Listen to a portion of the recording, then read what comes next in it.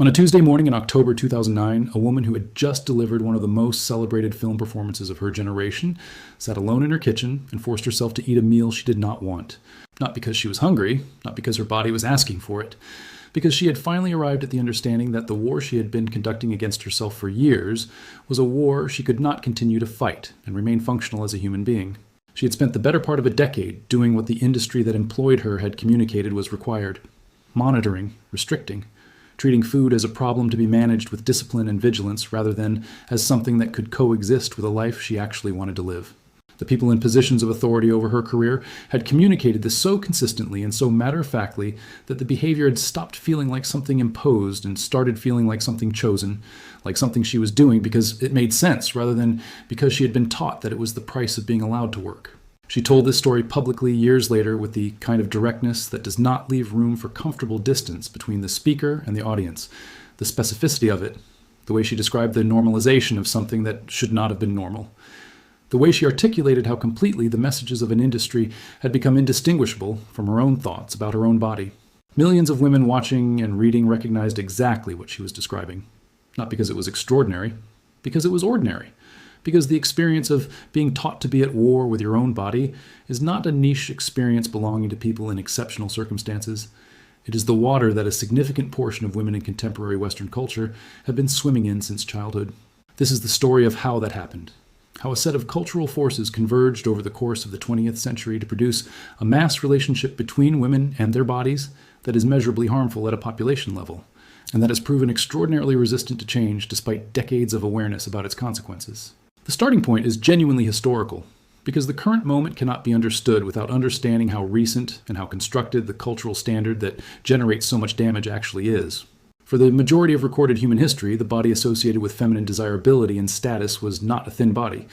The sculptors of ancient Greece created female forms with rounded abdomens and full limbs that represented not a failure of physical discipline, but the abundance and health that were the markers of a fortunate life. The painters of the European Renaissance depicted women whose bodies, by contemporary fashion, industry standards, would be categorized without hesitation as overweight, and presented those bodies as beautiful without apology or qualification. Rubens built an entire aesthetic reputation on female figures whose physical generosity was the point, rather than despite being the point. The historical record is clear. Thinness, as the dominant standard for female desirability, is not ancient. It is not universal. It is a cultural product of a specific historical period produced by specific forces that can be identified and examined. The acceleration began in the 1920s. The emergence of the flapper aesthetic celebrated a tubular androgynous silhouette that was less about health or beauty in any traditional sense, and more about the visual language of a particular kind of modernity. To be thin in the 1920s was to visually communicate freedom from the Victorian past. The corseted hourglass silhouette of the previous era was associated with constraint and convention. The flat-chested boyish body was associated with liberation and contemporaneity. The aesthetic was real. The cultural statement it was making was real. What it also inaugurated was the equation of a specific body type with a specific set of values. Thin equals modern, disciplined, free. The values have changed over the century that followed, but the equation has remained remarkably stable. The 1960s produced the next significant acceleration. Twiggy's 91-pound frame appeared on magazine covers and in fashion spreads and entered the visual vocabulary of the era as the definitive image of female desirability. The model had become a cultural icon in a way she had not been previously, and the model's function was to be the body that clothing was designed for. The average woman's body was repositioned not as the reference point, but as the deviation from a standard that only a small proportion of the population could achieve, through any means, including the genetics they happened to be born with. What changed most decisively in the second half of the 20th century was not the aesthetic standard itself, but the mechanism for distributing it. Television brought the same images into homes across the country simultaneously. Magazines reached mass circulation at a scale that allowed a single image of a single body type to become the reference point for millions of women who had never previously had access to a single dominant visual standard. The diversity of body ideals that had existed when beauty standards were primarily local and communicated through the bodies of women in your actual community was replaced by a single repeating image delivered through every available media channel. The diet industry was positioned perfectly to benefit from this convergence.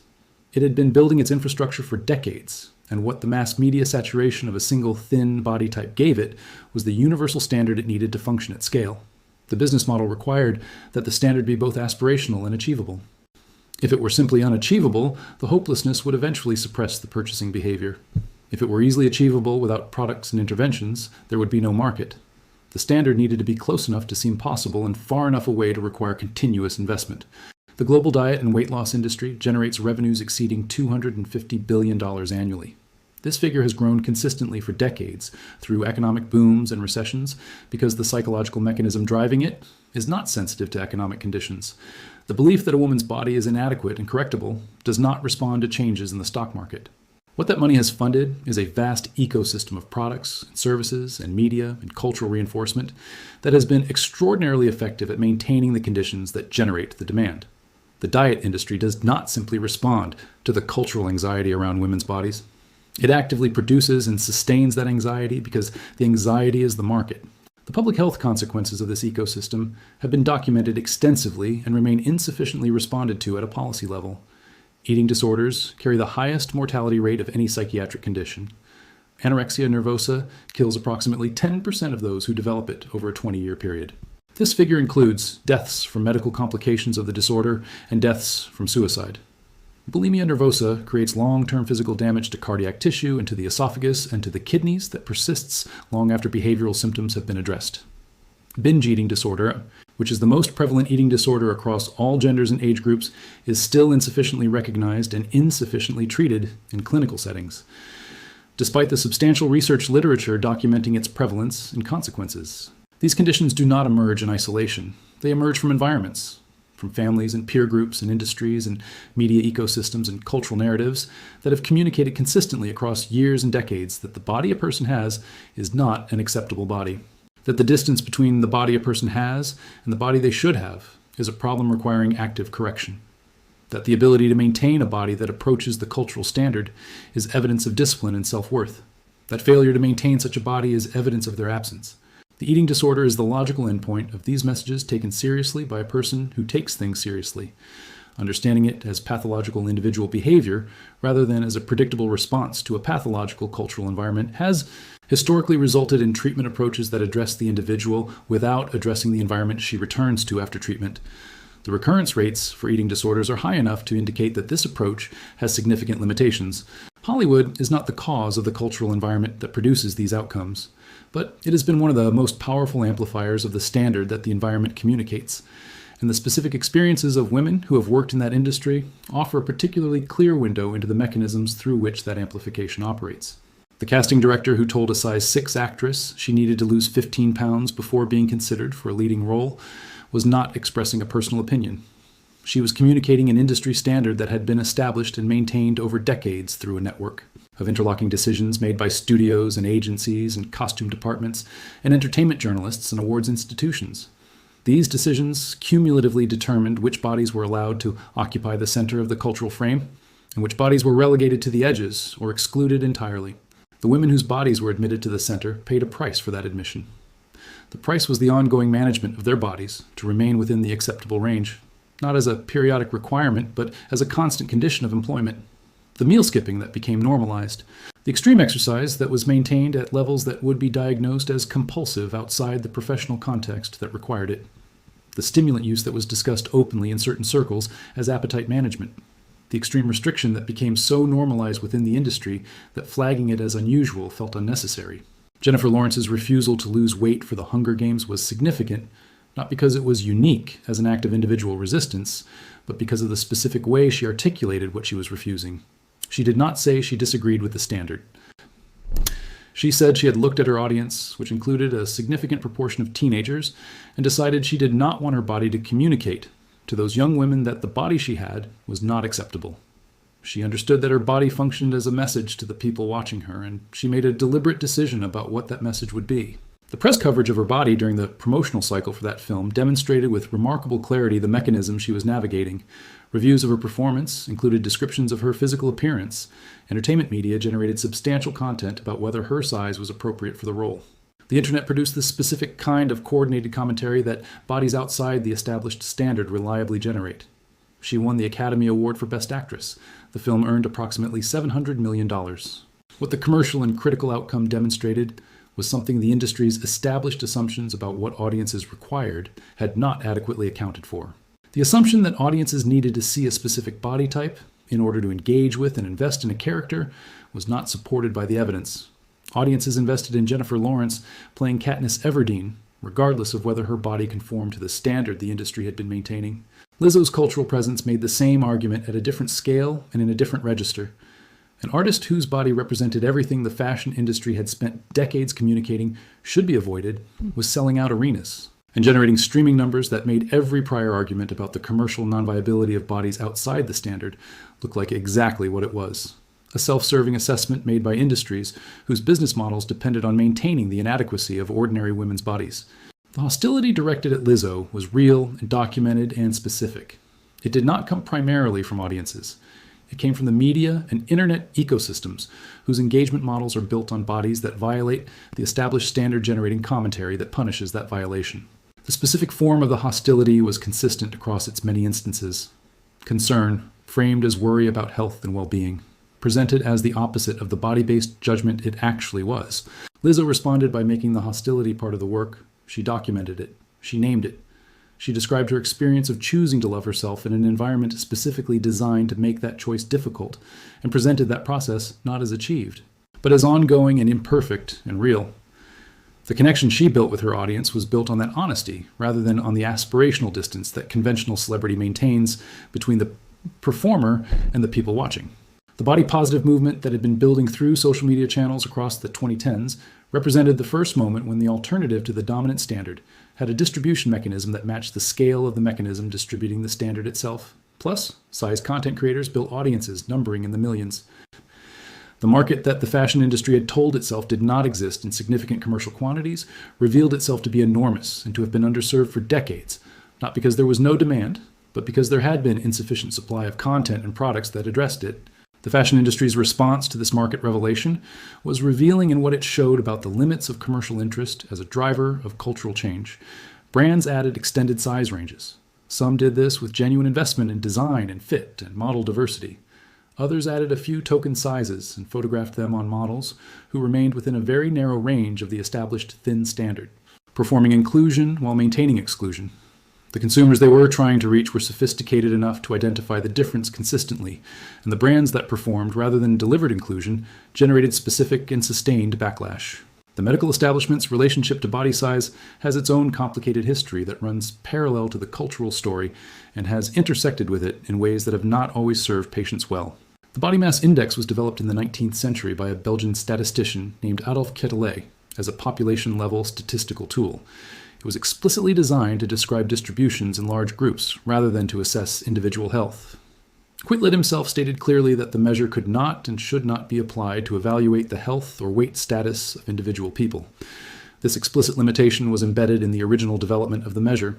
The history of how that explicitly limited population-level statistical tool became the primary metric through which American medicine evaluates individual body adequacy is a history of institutional convenience overriding scientific precision. BMI required only height and weight measurements. It produced a single classifiable number. It could be recorded in a chart and compared across populations. It gave the appearance of quantitative objectivity to judgments about bodies that are far too complex to be captured by a ratio of mass to height. The limitations Quetelet identified have never been resolved because they are structural rather than technical. BMI cannot distinguish between fat tissue and muscle. It does not account for fat distribution in the body, despite the research literature consistently showing that where fat is located has significant implications for health outcomes. It does not account for age or sex or racial or ethnic background, despite documented differences in how BMI values correlate with health outcomes across these categories. A measure that cannot distinguish between a competitive athlete and a sedentary person of similar height and weight is not providing clinically useful information about the individual in front of the clinician. The commercial infrastructure built on BMI as a diagnostic category is substantial. Diagnoses of overweight and obesity based on BMI thresholds drive referrals to weight loss programs and prescriptions for weight loss medications and surgical interventions that collectively generate revenues that dwarf the public health research budget, examining the accuracy of the underlying diagnostic framework. The commercial interest in maintaining BMI as a valid diagnostic tool is not trivial. The emergence of GLP-1 receptor agonist medications, including semaglutide, beginning in the early 2020s, created a new chapter in this story that is still being written. The medications produced weight loss outcomes that exceeded anything previously available through pharmaceutical intervention. The results were genuine and in some cases dramatic. They also arrived in a cultural environment where the desire for thinness was already operating at a scale and intensity that the medical framework for evaluating these medications was not designed to adequately address. The cultural conversation that emerged around these medications revealed the depth of the anxiety that organized itself around women's bodies. Celebrity bodies that had changed substantially within short time frames were subjected to public examination and speculation with an intensity that no other medical treatment would have attracted.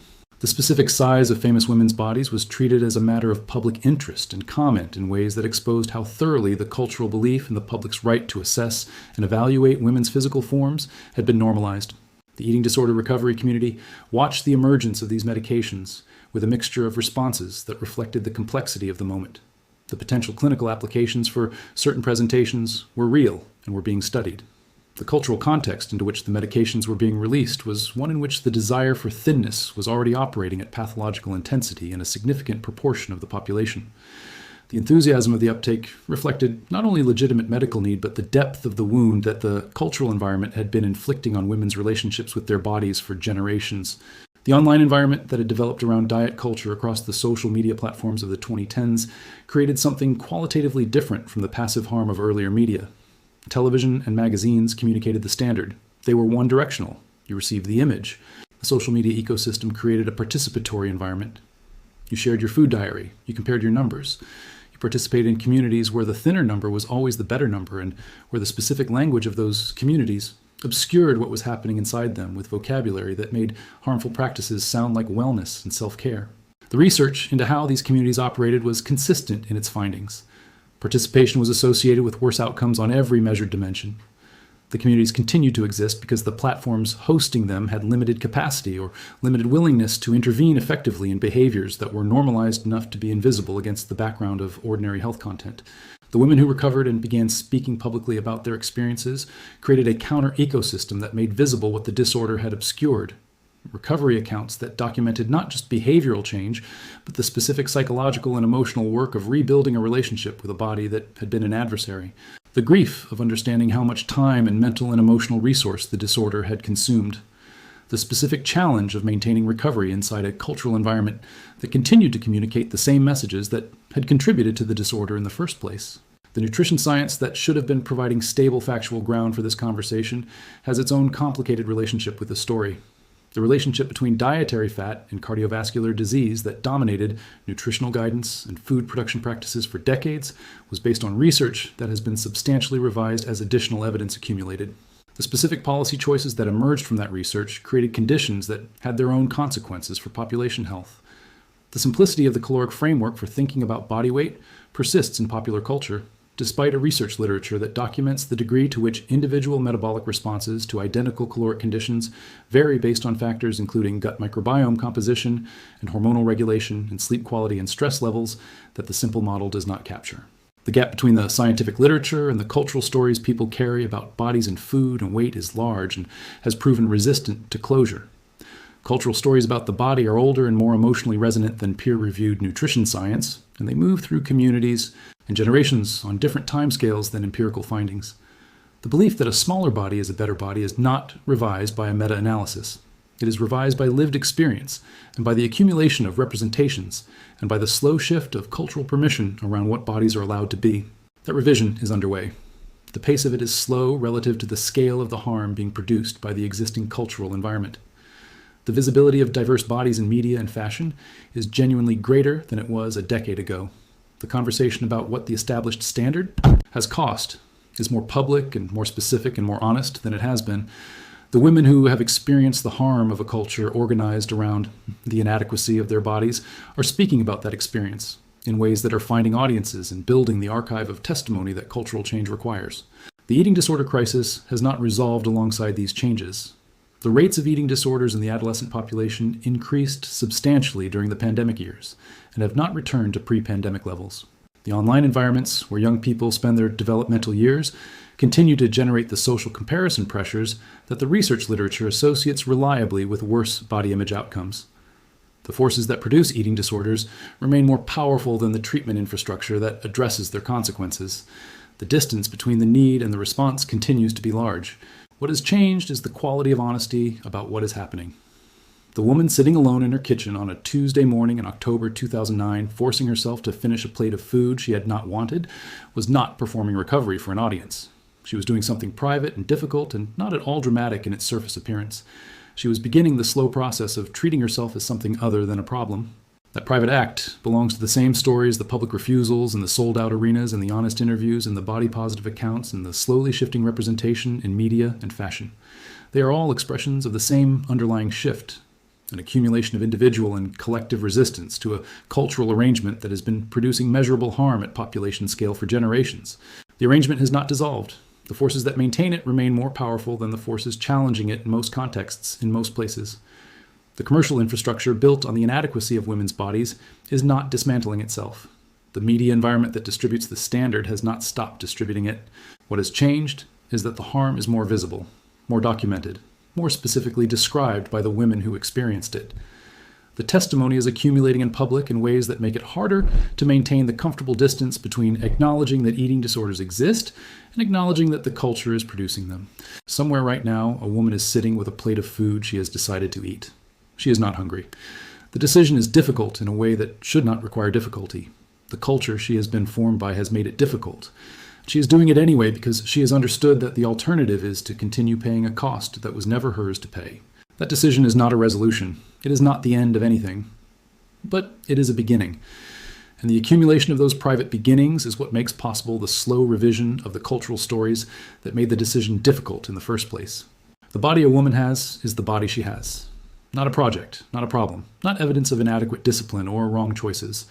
A body, doing what bodies do, carrying a person through their life, deserving of the basic dignity that the dominant culture has spent the better part of a century organized around withholding. That is not a complicated proposition. The complexity has been manufactured by industries that benefit from its absence. The simplicity of it is available to anyone willing to look past what those industries have built. The woman in the kitchen finished her meal. She put the plate in the sink. She went about the rest of her day. It was not cinematic. It was not dramatic. It was the beginning of something that looked, from the outside, like nothing at all, which is what most beginnings look like.